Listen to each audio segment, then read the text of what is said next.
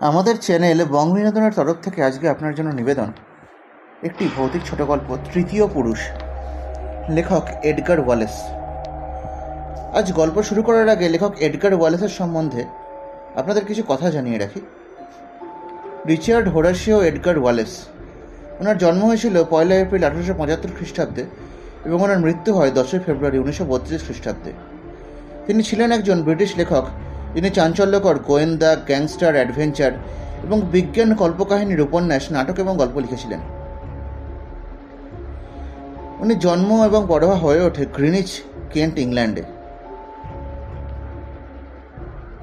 উনি জীবনে দুবার বিবাহ করেছিলেন, এবার আইভি মড ক্যালডেটকে এবং এথেল ভায়োলেটকে।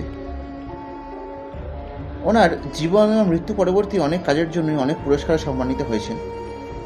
তাঁর লেখা বিশেষ গল্পগুলির মধ্যে বিজ্ঞান ও কল্পকাহিনী বিশেষ অন্যতম। প্ল্যানেটয়েড, আয়না মহাবিশ্ব, wireless, the green rust, King Kong, এগুলো তাকে অন্যান্য উল্লেখের দাবি রাখে। কিং কংয়ের সম্বন্ধে অনেক চিত্রনাট্য তৈরি হয়েছে এর আগে, যেগুলো আপনারা টিভিতে হয়তো দেখে থাকবেন তার লেখা অনুযায়ী। অলিভার কালফোক, ডোর উইক্সার একটি তার বিখ্যাত উপন্যাস। The Sanders of the river, the people of the river, the river of the stars, Bosambo of the river, Bones, the keepers of the kings, the Windsor ম্যাগাজিনের প্রকাশিত ছোট গল্প এটি। লেফটেন্যান্ট বোনস, এই উপন্যাসগুলি তাকে অন্যান্য উল্লেখের দাবি রাখে। আর তার সবথেকে বিখ্যাত সিরিজ হলো জাস্ট মেন সিরিজ আর Reeder series. Four just men সিরিজের মধ্যে the four just men, the council of justice, the just men Cordova, the law of four just men, the three just men, again the three, এগুলো অন্যতম। আর কথা না বলে চলে যাচ্ছে আজকের গল্পে। তৃতীয় পুরুষ, লেখক এডগার ওয়ালেস। সে পুরুষ পৃথিবীর নানান জটিল ব্যাপারে যেসব রমণীর তেমন অভিজ্ঞতা নেই, তাদের মন জয় করতে সে পটু। তার নাম আলফোন্সে রিয়েভিয়েরা। নিজেকে সে বলে স্পেনের অধিবাসী, যদিও তার পাসপোর্টে লেখা আছে সে দক্ষিণ আমেরিকার কোনো একটা দেশ থেকে এসেছে। কখনো কখনো সে তার কার্ড দেখায়, অবশ্য বিশেষ ক্ষেত্রে কার্ডে লেখা থাকে লা মার্কুইস দ্য রিয়েভিয়েরা।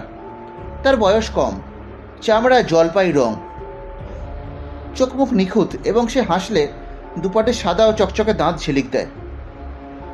সুবিধে বুঝে সে পোশাক ও চেহারার আদল বদলায়। উদাহরণ হিসেবে বলা যায়, যখন সে কোনো মিশরীয় হোটেলে ভাড়া করা ড্যান্সার, তার জুলফি একটু লম্বা হয়ে গেল, ফলে তার বয়স আসলের চেয়ে কম দেখালো। ইংল্যান্ডের কোনো একটা ক্যাসিনোতে যখন সে কাজ পেল, তার নাকের নিচে ছোট একটু কালো গোঁফ দেখা গেল। তার বহু নারীঘটিত অ্যাডভেঞ্চারের প্রত্যক্ষদর্শীরা, যারা বেশিরভাগই নেশা ভাঙ করে না এবং যাদের কল্পনাশক্তিও তেমন তীক্ষ্ণ নয়, তারা বিরক্ত অবাক হয়ে যেত যখন মেয়েরা তার সঙ্গে মিশত। কিন্তু যে কোনো পুরুষ, তার কল্পনাশক্তি থাকুক বা নাই থাকুক, সফল প্রেমিকদের মধ্যে সচরাচর কোনো আকর্ষণীয় গুণ দেখতে পায় না। অথচ যে মেয়ের প্রভাবে তার আসার কথা নয়, সেই তার ফাঁদে পড়ল এবং দুঃখ পেল। যে জুয়োর আড্ডায় সব থেকে নিচু পদে চাকরি করত আলফোন্সে, একদিন সেখানেই তাকে নিয়মিত জুয়ো খেলতে দেখা গেল। যে হোটেলে সামান্য কিছু পয়সার বিনিময়ে সে নাচত, একদিন দেখা গেল সেই হোটেলেই সে রাজকীয় কায়দায় বাস করছে। তার ঝকঝকে সাদা শার্টের সামনে এমন হীরের বোতাম উকি দেয় যে সুন্দরী ম্যানিকুরিস্টরা তার হাতের নখের পরিচর্যা করে। তারা যে টিপস পায়, তুলনায় ড্যান্সার হিসেবে সুন্দরী পার্টনারদের কাছ থেকে সে কমই টিপস পেত। এমন কিছু স্থূল স্বভাবের মানুষ আছে যারা সেইন নদীর যে দিকটায় অভিজাত লোকেদের বাস নেই, সেদিনকার সস্তা ক্যাফেগুলোতে সারাদিন জেমিনো খেলে। এই কাফেগুলোয় নানা খবর আদান প্রদান হয়। ওরা জানে বিচিত্র অদ্ভুত স্বভাবের লোকের কীভাবে বেঁচে আছে এবং আলফোন্সের ব্যাপারে ওরা খুব সোজাসুজি আলোচনা করে। ওরা তোমাকে বলছে, যদি খবরটা কীভাবে জানলো ঈশ্বরই জানেন, বুলেভার্ড হ্যাসম্যানে আলফোন্সের ফ্ল্যাটে ডাকে টাকা ভর্তি রেজিস্টার্ড খাম আসে এবং চিঠি বিভিন্ন ভাষায় চিঠিতে থাকে। শেষ, আর টাকা পাঠাতে পারবো না, কিন্তু ওরা আবার পাঠায়। সুসংগঠিত একটা ব্যবসা শুরু করেছে আলফোন্সে। লন্ডন কিংবা রোম, আমস্টারডাম বা ভিয়েনা, এমনকি এথেন্সেও সে যায়।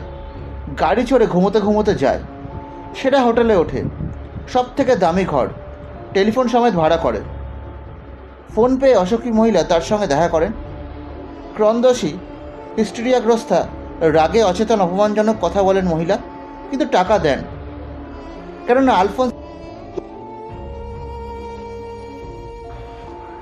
মহিলা তাকে যে প্রেমগুলো পাঠিয়েছিলেন সেগুলো পড়ে শোনায় এবং মহিলার স্বামীর আর কত তা পাঠিয়েছিলেন পয়সার ঠিকঠাক বলে দেয়। স্বামীকে সব কিছু খুলে বলার পরিকল্পনা বদলে ফেলেন মহিলা এবং ব্ল্যাকমেলার আলফোন্সে তার মাসোহারা নিয়ে ফিরে যায়। বড় বড় শিকারের সম্বন্ধে এই পন্থাটাই অনুসরণ করেন ব্ল্যাকমেলার। কখনো কখনো নিজে যাওয়ার আগে কৌশলী ও আপাতনির্দোষ শব্দে লেখা একটা চিঠি দেয় সে, ফলে তার নিজে যাওয়ার আর দরকারই হয় না। যে মহিলাদের সে ব্ল্যাকমেল করে তাদের স্বামী বা ভাইদের সে বিশেষ ভয় করে না। দীর্ঘ অভিজ্ঞতায় যে জীবন দর্শন তার মনের মধ্যে অঙ্কুরিত হয়েছে, সেই দর্শনই তাকে মানুষের স্বভাব প্রকৃতিকে ঘৃণার চোখে দেখতে শিখিয়েছে। তার বিশ্বাস জন্মেছে যে বেশিরভাগ লোকই কাপুরুষ এবং জীবনের ভয় ছাড়াও তাদের সম্মানের ভয় আছে। তাছাড়া ব্ল্যাকমেলারের দুটো হিপো পকেটে থাকে দুটো পিস্তল, রূপর প্লেটিং করা এবং হাতের দাঁতের আদলে পরীদের মূর্তি খোদাই করা। ভিয়েনা থেকে কোকেনের চোরাচালান আনে এমন একজন স্মাগলারের কাছ থেকে কায়রো শহরে পিস্তল দুটো কিনেছে। আলফোন্সের খাতায় 20 জন ক্লায়েন্টের নাম আছে। সুযোগ এলে সংখ্যাটা বাড়ে। 20 জনের মধ্যে 5 জন হলো সোনার খনি। আলফোন্সের ওই 5 জন মেয়ের সম্বন্ধে ধারণাটা তাই। অবশিষ্টরা রূপোর খনি। ইংল্যান্ডে আছে অমনি এক রূপোর খনি। মেয়েটি খুবই সুন্দরী, যদিও চেহারা কিছুটা বিষণ্ণতার ছাপ। বিবাহিত জীবনে সে সুখী। শুধু আলফোন্সের কথা ভাবলেই তার দুঃখ হয়। সে তার স্বামীকে ভালোবাসে, নিজেকে ঘেন্না করে। আলফোন্সেকে সে তীব্রভাবে ঘেন্না করে, কিন্তু সে নিরুপায়। তার নিজের কিছু টাকা থাকায় মেয়েটি ব্ল্যাকমেলের টাকা জোগাতে পারে এবং নিজে জোগায়। তারপর একদিন হতাশ প্রসূত বিদ্রোহের মুহূর্তে মেয়েটি লেখে, এই শেষ, ইত্যাদি ইত্যাদি। আলফোন্সে চিঠি পড়ে মজা পায়। সেপ্টেম্বরে মেয়েটির পরবর্তী কিস্তির টাকা আসার কথা। অক্টোবর গেল। যখন নভেম্বরে টাকা এলো না, ডিসেম্বরে সে মেয়েটিকে চিঠি লিখল। কেননা ডিসেম্বরে ইংল্যান্ড বিষণ্ণ কুয়াশা ঢাকা। তখন মিশরে থাকা অনেক বেশি আনন্দদায়ক। কিন্তু ব্যবসায় চিঠিটা মহিলার কাছে পৌঁছায়। মেয়েটি তখন লং আইল্যান্ডে তার মাসির বাড়িতে বেড়াতে গেছে। জন্মসূত্রে সে আমেরিকান। আলফোন্সে তার চিঠির উত্তর না দেওয়ায় নিজেকে নিরাপদ ভেবে সে জাহাজে নিউ ইয়র্ক গেছে। মেয়েটির স্বামীর নামের আদ্যক্ষরের মেয়েটির সঙ্গে মিলে যাওয়ায় ভুলক্রমে খাম খুলে স্বামী চিঠিটা খুব যত্নের সঙ্গে পড়ে। ভদ্রলোক সত্যিই বুদ্ধিমান। স্ত্রীর ওপরে তার রাগ হয় না। বিয়ের আগে মেয়েটির জীবনে যা ঘটেছে সেটা তার নিজস্ব ব্যাপার। বিয়ের পরে এখন যা ঘটছে সেটাই ভদ্রলোকের দেখা দরকার। এখন উনি বুঝতে পারছেন কেন তার স্ত্রী দুঃস্বপ্ন দেখে ভয় পেত, কেন অকারণে কান্না সামলাতে পারত না। স্ত্রী ভবিষ্যৎ কি হবে তাও তিনি বুঝতে পারেন। প্যারিতে যে খোঁজখবর নেন ভদ্রলোক। নিচুতলার যেসব অভিজ্ঞ লোক জেমিনো খেলতে আড্ডা মারে তাদের কাছ থেকে কৌতূহল তথ্যের সন্ধান পেলেন ভদ্রলোক। আলফোন্সো লন্ডনে পৌঁছে কলবক্স থেকে ফোন করে। মহিলা বাড়ি নেই। তার কাছে টাইপ করা একটি চিঠি আসে। বুধবার মহিলা গোপনে তার সঙ্গে দেখা করবে। ব্যাপারটা স্বাভাবিক গতিতেই চলছে। যে কদিন অপেক্ষা করতে হয় সময়টা আনন্দেই কাটায় আলফোন্সো। আনকোরে মডেলের নতুন স্প্যান্সা গাড়ি কিনে প্যারিতে পাঠানোর ব্যবস্থা করে সে। আপাতত গাড়ি ড্রাইভ করে সময় কাটায়। ঠিক সময় মহিলার বাড়িতে এসে হাজির হয় আলফোন্সো। দরজায় ঘা দিতেই দরজা খুলে যায় ও তাকে ভেতরে যেতে দেওয়া হয়। আলফোন্সের রিয়েবিয়ারের মুখটা সবুজ হয়ে ওঠে। বিনা যুদ্ধেই দুটো খোদাইয়ের কাজ করা পিস্তল তাকে আদতায়ীর হাতে তুলে দিতে হয়। এক্স মাসের সকাল 8টা বাজছে। সুপারিনটেন্ডেন্ট ওয়াকিংটনের ঘরে ফোন বেজে ওঠে। গরম বিছানা ছেড়ে উঠে যিনি খবরটা শোনেন। শোভাম কমন্স দিয়ে গাড়ি ড্রাইভ করে যাবার সময় মিল্ক ভ্যানের ড্রাইভার দেখেছে রাস্তার একপাশে নতুন একটা গাড়ি দাঁড়িয়ে আছে। খুব সম্ভব গাড়িটা সারা রাত দাঁড়িয়ে আছে, কেননা গাড়ির ছাদে 3 ইঞ্চি পুরো বরফ জমেছে এবং গাড়ির নিচে ঘাস সবুজ। শীতের সকালে কাস্টমারদের দুধ সাপ্লাই করে যত শীঘ্র সম্ভব বাড়িতে ফেরার জন্যে ব্যস্ত ছিল মিল্কম্যান। এক্স মাসের দিন, তারও বাড়িতে উৎসবের আয়োজন। তবু দৃশ্যটা তাকে অভিভূত করল এবং সে ফোর্ড গাড়ি থেকে নেমে বরফের ভেতর দিয়ে কোনো ক্রমে হাঁটতে হাঁটতে নতুন গাড়িটার পাশে যেয়ে দাঁড়ালো। সে দেখল একটা লোক উপর হয়ে শুয়ে আছে এবং লোকটার ফ্যাকাশে হাতে রূপলি ব্যারেলের রিভলভার। লোকটা মরে গেছে। তারপর সংকুচিত মিল্কম্যান দ্বিতীয় লোকটাকে দেখতে পেল। তার মুখ অদৃশ্য এবং তুষারের সাদা মুখোশ ঢাকা, যে মুখোশটা তাকে কোঁচকানো মুখের রেখাগুলোকে ভয়ঙ্কর ও কুৎসিত করে তুলেছে। ছুটে গাড়িতে ফিরে মিল্কম্যান কাছের পুলিশ স্টেশনে খবর দেয়। 1 ঘন্টার মধ্যে ঘটনাস্থলে পৌঁছে যায় মিস্টার ওয়াকিংটন। তখন গাড়ি ও বরফে শুয়ে থাকা লাশ দুটোর চারপাশে 1 ডজন পুলিশ। ঈশ্বরকে ধন্যবাদ, প্রেস রিপোর্টার তখনও এসে পৌঁছায়নি। বিকেল ফুরিয়ে সন্ধে নামছে। সুপারিনটেনডেন্ট এমন একজনকে ফোন করলেন যিনি অতলান্ত রহস্যের সমাধানে হয়তো সাহায্য করতে পারেন। যাকে উনি ফোন করলেন তার নাম আর্চিবাল্ড লেন্টন। ব্রিটিশ ট্রেজারির জুনিয়র আইনজীবীদের মধ্যে সাম্প্রতিককালে এতটা প্রতিশ্রুতি বারের আর কোনো জুনিয়র সদস্যের ক্ষেত্রে দেখা যায়নি। বারের অলিখিত নিয়মে সে আইনজীবীরা অন্য কেসের বদলে শুধুমাত্র ক্রিমিনাল কেস নিয়ে মাথা ঘামান। তাদের দেখলে অন্য আইনজীবীরা না কুচু করে অবজ্ঞা দেখায়। সহকর্মীদের অকথিত অনুমোদনের ভাব আর্চি লেন্টনকে কিন্তু দমিয়ে রাখতে পারেনি এবং আইনের এই অরুচিকর শাখায় মনোনিবেশ করে সে ক্রিমিনাল লয়ের ব্যাপারে শুধু যে একজন সফল আইনজীবী হয়েছে তাই নয়, এই ধরনের কোনো কোনো অপরাধের আইনগত দিক সম্বন্ধে তার মতোই প্রামাণিক। কারণ আইনের ছাত্রদের জন্য এই বিষয়ে পাঠ্যপুস্তকও লিখেছে আর্চি এবং তা প্রামাণিক গ্রন্থ হিসেবে স্বীকৃতি পেয়েছে। 1 ঘন্টা পরে স্কটল্যান্ড ইয়ার্ডে সুপারিনটেন্ডেন্ট ও কিংটনের ঘরে পৌঁছে সে গল্পটা শোনে। সুপারিনটেন্ডেন্ট বলছেন, নিহত দুজনের পরিচয় আমরা জেনেছি। একজন বিদেশি এবং তার পাসপোর্ট দেখে যতদূর বোঝা যাচ্ছে দক্ষিণ আমেরিকার আর্জেন্টিনায় তার জন্ম। তার নাম আলফোন্সে কিংবা আলফোন্সে রিভিয়েরা। সে প্যারিতে থাকতো এবং সপ্তাহখানেক আগে এদেশে এসছে। লোকটার আর্থিক অবস্থা কি সচ্ছল? খুবই ভালো। আমরা ওর পকেটে 200 পাউন্ড পেয়েছি। হোটেলে উঠেছিল এবং গত শুক্রবারই ও নগদ 1200 পাউন্ড দিয়ে নতুন গাড়ি কিনেছে। বরফের মধ্যে লাশটা সেই গাড়িটার কাছেই পাওয়া গেছে। আমি ফোনে প্যারির সঙ্গে যোগাযোগ করছি। খুব সম্ভব লোকটা ছিল ব্ল্যাকমেলার। প্যারির পুলিশ ওর ফার্স্ট সার্চ করে সিল বন্ধ করে দিয়েছে, কিন্তু কোনো নথিপত্র পাওয়া যায়নি। বোঝাই যাচ্ছে লোকটা নিজের ব্যবসা সংক্রান্ত সব কিছু গোপন রাখত। আপনি বলছেন লোকটাকে গুলি করে খুন করা হয়েছে। কবার গুলি করা হয়েছে? একবার মাথায় গুলি বিঁধেছে, দ্বিতীয় লোকটাকেও ঠিক এভাবেই গুলি করা হয়েছে। গাড়িতে সামান্য রক্তের ছাপ আর কোনো ক্লু কিন্তু পাওয়া যায়নি। তথ্যগুলো প্যাডে লিখে নিলেন আর্চি লেন্টন। অন্য লোকটা কে বলুন তো? মিস্টার লেন্টন জানতে চাইলেন। সেইটাই তো অদ্ভুত ব্যাপার, লোকটা আপনার পুরো পরিচিত। আমার? কে হতে পারে? আপনার মনে আছে একটা মার্ডার কেসে আপনি একজন অভিযুক্ত আসামির পক্ষে আদালতে সওয়াল করেছিলেন? আসামির নাম জো স্ট্যাকেট। হ্যাঁ হ্যাঁ হ্যাঁ, এক্সট্রারে মনে পড়েছে। গুড লর্ড, জো স্ট্যাকেট খুন হয়েছে। আমরা ফিঙ্গারপ্রিন্ট মিলিয়ে ওকে শনাক্ত করেছি। সত্যি কথা বলতে কি, আমরা জো স্ট্যাকেটের ওপর নজর রেখেছিলাম। লোকটা পেশাদারি আসামি, মোটর গাড়ি চুরির ব্যাপারে এক্সপার্ট বলা চলে। গত সপ্তাহে ও জেল থেকে ছাড়া পায়। কাল সকালেও একটা গাড়ি চুরি করে, কিন্তু পুলিশের গাড়ি তাড়া করায় ও গাড়ি ফেলে ফ্লাইং স্কোয়াডের হাতে এড়িয়ে পালায়। গত রাতে ও সেকেন্ড হ্যান্ড গাড়ির এক ডিলারের কাছ থেকে একটা গাড়ি চুরির চেষ্টা করলে ওকে আবার তাড়া করা হয়। টুটিংয়ে গাড়ি ফেলে পালায়। জো সোহাম কমনের রাস্তায় লাশ খুঁজে পাওয়ার আগে ওকে আর দেখা যায়নি। চেয়ারে পিঠ এলিয়ে বসে ছাদের দিকে তাকিয়ে আইনজীবী আর্চি লেন্টন বলে, জো স্ট্যাকেটে খুব সম্ভব আলফোন্সের নতুন স্পেন্সা গাড়িটা চুরি করার চেষ্টা করছিল। শেষ মুহূর্তেও রানিং বোর্ডে লাফিয়ে ওঠে গাড়ির মালিক। আলফোন্সে মারামারি হয়। কিংটন মাথা নেড়ে অসম্মতি জানান। তাহলে পিস্তলটা কোথায় পেল জো? ইংল্যান্ডে তার মতো ক্রিমিনালরা সচরাচর আগ্নেয়াস্ত্র ব্যবহার করে না। তাছাড়া সাধারণ পিস্তল নয়, রূপোর প্লেটিং করা, হাতির দাঁতের হাতলে মেয়েদের মূর্তি খোদাই করা। জোর পকেটে ছিল 50 পাউন্ড। নোটের নম্বরের সঙ্গে রিভিয়েরার পকেট বুকে পাওয়া নোটের নম্বরের মিল আছে। পরপর নম্বরের নোট। টাকাটা যদি জো চুরি করত, সব নোটগুলোই জোর পকেটে থাকার কথা। মিস্টার লেন্টন, আপনি তো জানেন টাকার জন্য জো খুনও করতে পারে। এক্সট্রারে ওই বুড়িটাকে খুন করেছিল জো। যদিও আদালতে আপনার সওয়ালে নির্দোষ প্রমাণ হয়ে ছাড়া পায়। রিবেইরা নিশ্চয়ই জোকে $50 দিয়েছিল। ওর কথার মধ্যে টেলিফোন বেজে ওঠে।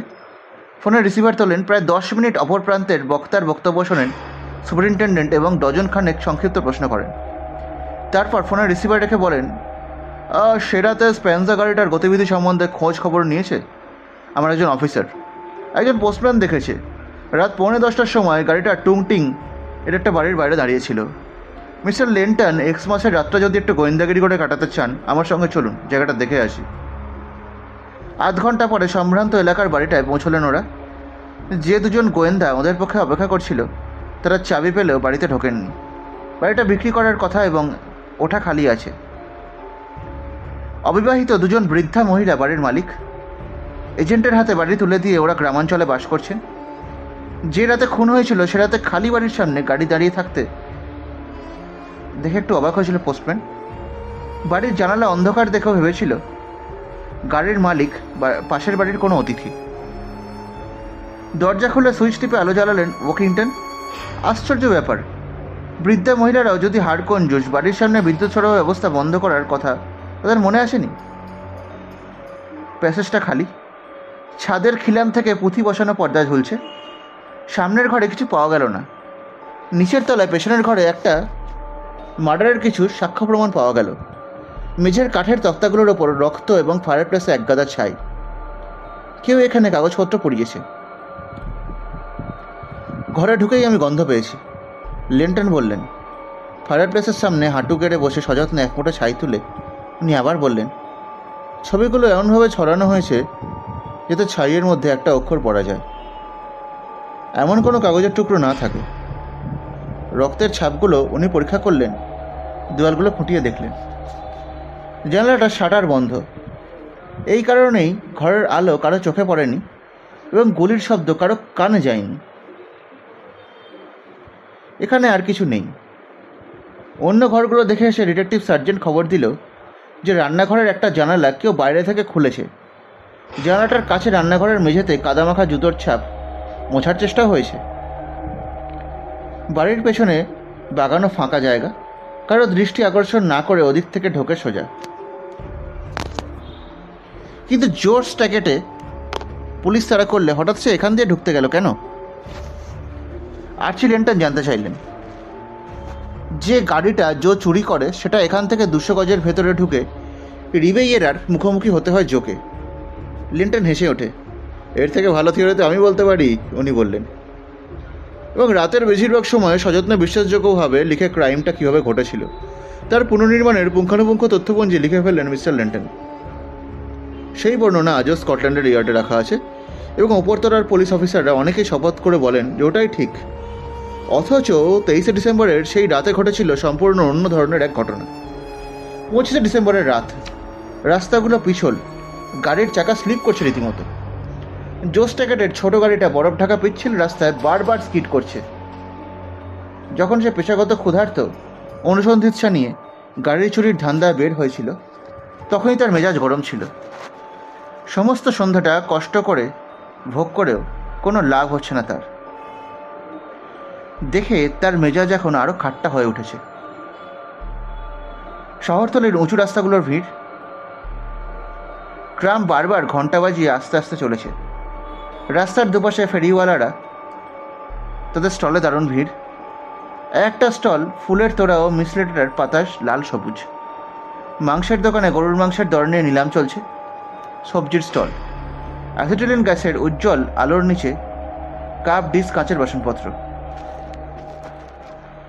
জো স্ট্যাকেটের গাড়ির চাকা আবার স্কিড করল।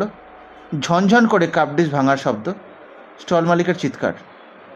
গাড়ি ঘুরিয়ে ট্রাম ও ট্রলির ভেতর দিয়ে গাড়ি চালিয়ে পালায় জো। হ্যাঁ ইউ! যে পুলিশটা রাস্তা আটকাবার চেষ্টা করছিল একটুর জন্য তাকে চাপা না দিয়ে পাশের অন্ধকার গলিতে ঢোকালো জো। তার পা অ্যাক্সিলারেটরের গাড়ি ডাইনে বাঁয়ে ঘুরছে।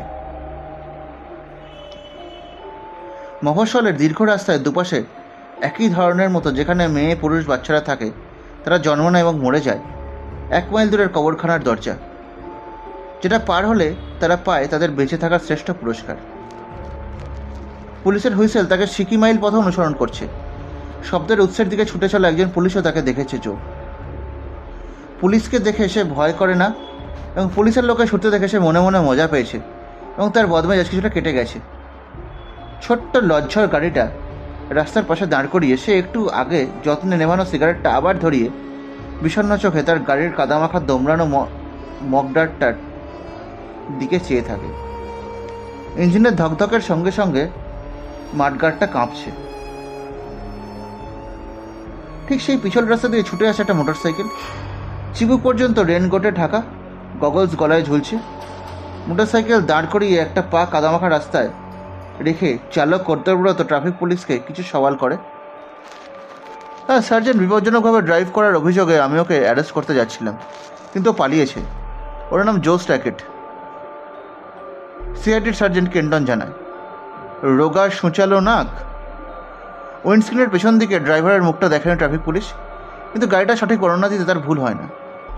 এলমারের গ্যারেজ থেকে গাড়িটা চুরি করেছে জো। সার্জেন্ট জানায় অন্তত এলমার তাই বলেছে। অবশ্য ওকে সাহায্য করার জন্য গাড়িটা দিয়ে থাকতে পারে এলমার। ভাঙাচোরা গাড়ি, কোন দিকে গেছে? ট্রাফিক পুলিশ হাত বাড়িয়ে দেখাতে সার্জেন্ট লাথি মেরে মোটরসাইকেলের ইঞ্জিন স্টার্ট দিয়ে অন্ধকারে গলির দিকে ছোটে। দুর্ভাগ্যবশত জো স্ট্যাকেটকে ধরতে পারে না সার্জেন্ট। সকলেরই দুর্ভাগ্য এবং মিস্টার স্ট্যাকেটেরও, কারণ তার জীবনের শেষ আশ্চর্যজনক অ্যাডভেঞ্চার এই মুহূর্তে শুরু হয়েছিল। গাড়ির ইঞ্জিনের সুইচ অফ করে পায়ে হাঁটছে জো স্ট্যাকেট। 50 গজ দূরে একটা রাস্তা, অভিজাত এলাকা। লন্ডনে যেমন ওয়েস্ট অ্যান্ড শহরতলির এই এলাকাও তেমনি। ভিলাগুলোর প্রত্যেকটা স্বতন্ত্র এবং বাগান ঘেরা ঝুল বারান্দা, বারান্দার নানা রঙের স্ট্যাম্প নিখুঁতভাবে ছাঁটা লন, গোলাপের বাগান, এক একটা ভিলা এক এক রকমের। রাস্তার ওপাশে লাল আলো। জো স্ট্যাকেটের মনটা খুশি হয়ে ওঠে।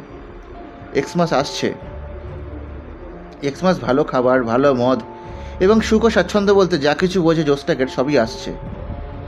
কেননা অন্ধকারে বোঝা যাচ্ছে যে গাড়িটা ওখানে দাঁড়িয়ে আছে সেটা দামি। গাড়ির কাছে কে যেন দাঁড়িয়ে আছে। লোকটা গাড়িতে উঠছে না নামছে, কিন্তু সামনের দরজা বন্ধ হওয়ার শব্দ বা সেলফ স্টার্টারের শব্দ শোনা গেল না। সাহস করে এগিয়ে যায় পেশাদার গাড়ির চোর জো স্ট্যাকেট। তার চোখ বিপদের আশঙ্কায় ডাইনে বাঁয়ে ঘুরছে। প্রত্যেকটা বাড়ি বন্ধ, উৎসব মত্ত।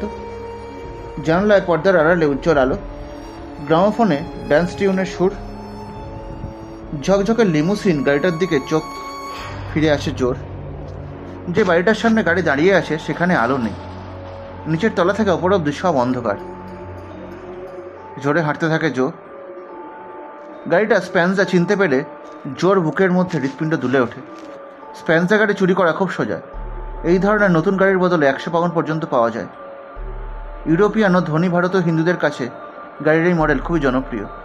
চুরি করা গাড়ির বেআইনি ব্যবসার মালিক বিবেকি জোন্স এই গাড়িটার বদলে জো স্ট্যাকেটকে অন্তত $60 দেবেই। 1 সপ্তাহ করে গাড়িটার রং বদলে ভারতবর্ষে পাঠানো হবে। সেখানে চড়া দামে গাড়িটা বিক্রি হবে। ড্রাইভিং সিটের পাশে দরজা খোলে। ইঞ্জিনের মৃদু শব্দ। ভেতরে কেউ নেই। ড্রাইভারের সিটে বসে নিঃশব্দে গাড়ির দরজা বন্ধ করে গাড়ি স্টার্ট দেয় জো স্ট্যাকেট। ব্র্যান্ড নিউ গাড়ি, একেবারে নতুন। অন্তত 100 মাইল স্পিড দিয়ে রাস্তার চৌমাথা ঘুরে দুধারে দোকানপত্র এমন একটা রাস্তায় গাড়িটা ঢোকায় জো। এমনই লন্ডনের দিকে ফেরা চলবে না। শহরতলির রাস্তা ঘুরে স্থান পেরিয়ে পোর্টসমাউথ রোড হয়ে লন্ডন যেতে হবে।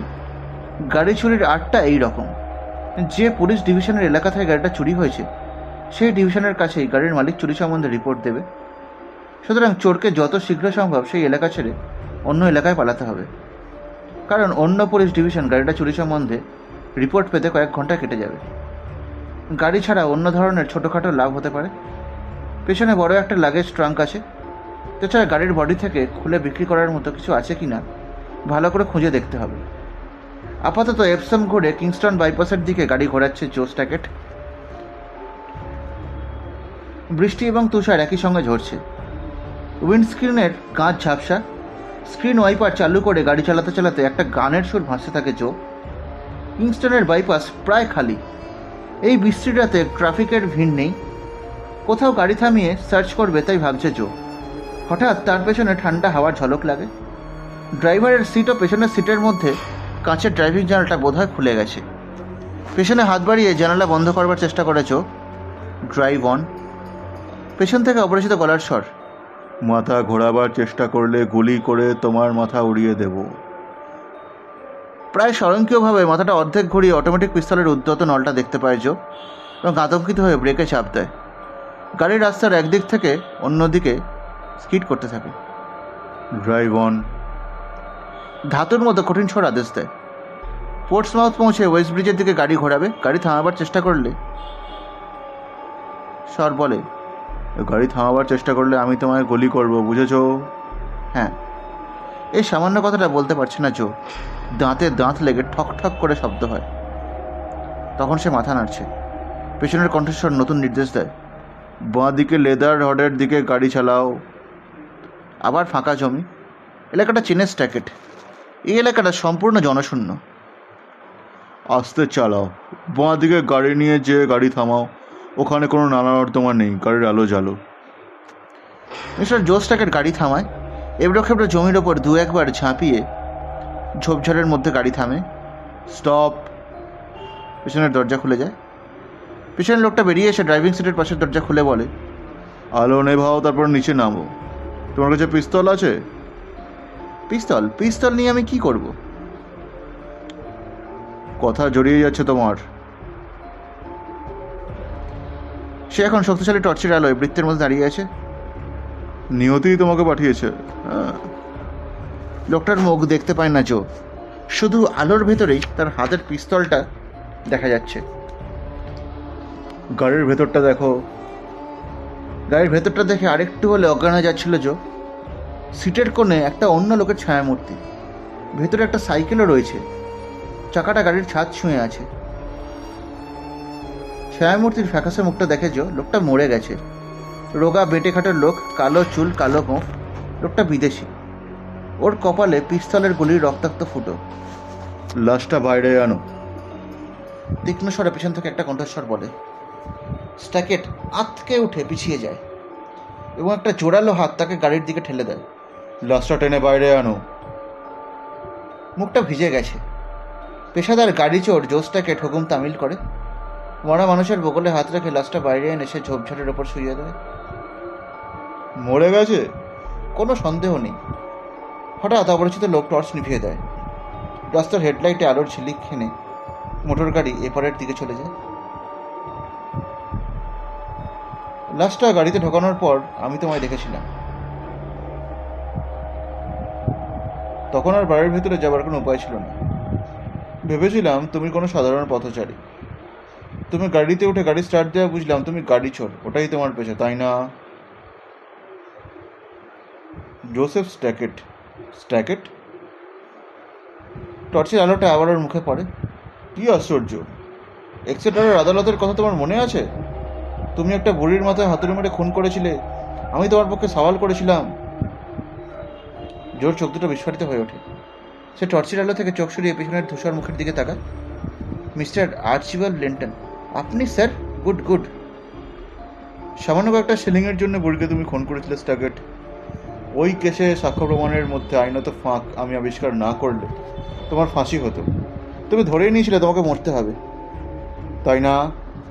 মনে আছে এক্সট্রা জেলে আমরা খুনিকে ফাঁসি দেওয়ার সময় ট্র্যাপটা কাজ না করলে কি হবে তাই নিয়ে আলোচনা করেছিলাম। সেই ট্র্যাপে তুমি দাঁড়িয়ে থাকবে ভেবে তুমি একটা কুৎসিত সন্তুষ্টির আনন্দ অনুভব করেছিলে। দাঁত বার করে হাসলেও ভেতরে স্বাচ্ছন্দ্য খুঁজে পায় না চোখ। স্যার, আমি সত্যি ভেবেছিলাম আমার ফাঁসি হবে, কিন্তু একই অপরাধের জন্য কারো দুবার বিচার হয় না। তারপর পায়ের কাছে শুয়ে থাকা লাশটার দিকে আরেকবার তাকায় চোখ। বেঁধে কাটা লোক, কালো গোঁফ, কপালে একটা রক্তাক্ত ফুটো। মরা মানুষটার উপর ঝুঁকে পড়ে। ওর জ্যাকেটের পকেট কেস বের করে বিখ্যাত আইনজীবী আর্চি লেন্টন নোটের পকেট থেকে উনি 10 পাউন্ডের 5টা নোট বের করে জোকে বললেন, এগুলো তোমার পকেটে রাখো। ওর কথা মতোই কাজ করে জো, কিন্তু টাকার বিনিয়ে কী কাজ তাকে করতে হবে সে বুঝতে পারছে না। অবশিষ্ট নোটগুলো সমেত পকেটে কেসটা মিস্টার ল্যান্টন লাশের পকেটে রাখায় সে আরও অবাক হয়। রাস্তার এদিক ওদিক দেখে নেন আর্চি লেন্টন। এখন জোরে তুষারপাত হচ্ছে। ছোট ছোট টুকরো এত অজস্র ঝরছে মনে হচ্ছে যেন এলাকাটার উপর কুয়াশা নেমেছে। জো, এসবের সঙ্গে তুমি নিখুঁতভাবে মানিয়ে গেছো, কেননা তুমি বেঁচে থাকার পক্ষে সম্পূর্ণ অনুপযুক্ত একজন মানুষ। তোমার সঙ্গে আমার দেখা হওয়া এটাই হলো নিয়তি। স্যার, নিয়তি বলতে আপনি কি বোঝাচ্ছেন আমি জানি না। জোসটাকে একটা সাহস বেড়েছে। আর্চি লেন্টন আইনজীবী এক ভদ্রলোক, সুতরাং অপরাধী হিসেবে তিনি নিকৃষ্ট।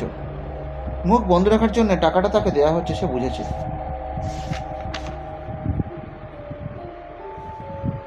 আপনি কি করেছেন মিস্টার লেন্টন?